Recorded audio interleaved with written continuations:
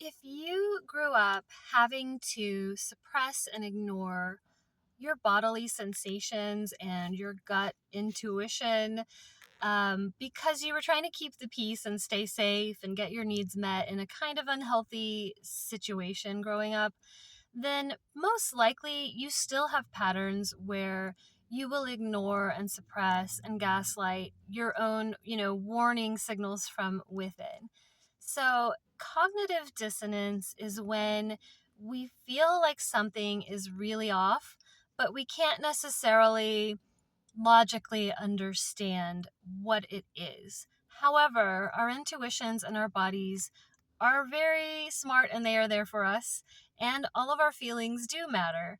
So, what I would encourage you to do if you have a pattern of feeling cognitive dissonance and then rationalizing it away, saying, like, oh my gosh, I must just be so sensitive or making this up, I would like for you to practice thinking about what cognitive dissonance feels like in your body.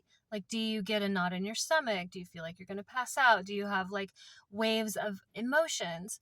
Do you feel like you need to freeze up or go into like a fawning mode and people pleasing?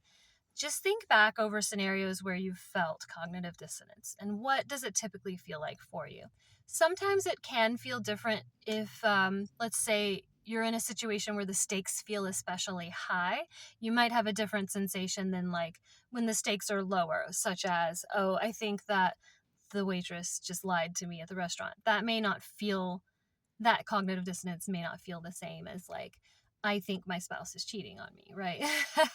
So it's important to get familiar with what it feels like and then honor it when it happens. And that may mean just pausing and stepping back or giving yourself time a little bit later to process what you felt. And then I want you to think about, what is the next step that feels safe and doable for me? Probably a little baby step to show up for the fact that I am feeling this and that something is there, even though I don't know exactly what it is.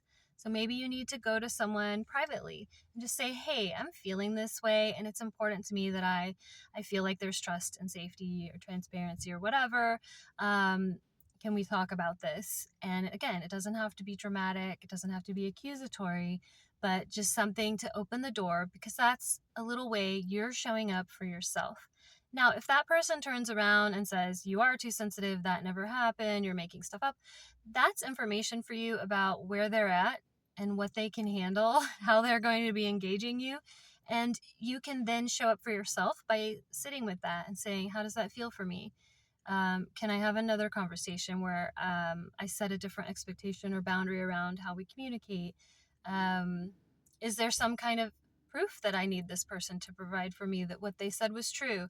And again, it's not demanding, it's not accusatory, but it's just, what's the baby step I can do right now that doesn't feel too terrifying to show up and to look honestly. I feel like a lot of times when we ignore our cognitive dissonance, it's like we're afraid to look.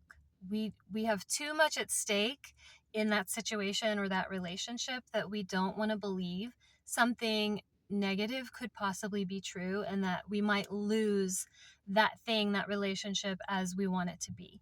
And we just have to be willing to look at it honestly, to take action for the sake of showing up for ourselves, and then to receive whatever feedback and answers we get as just information that are not about our worth and our value, but it's about where this other person is and how they're going to meet me, and then make our decisions accordingly.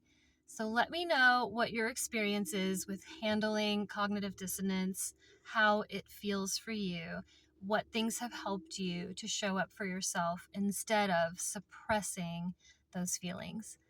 Have a good one.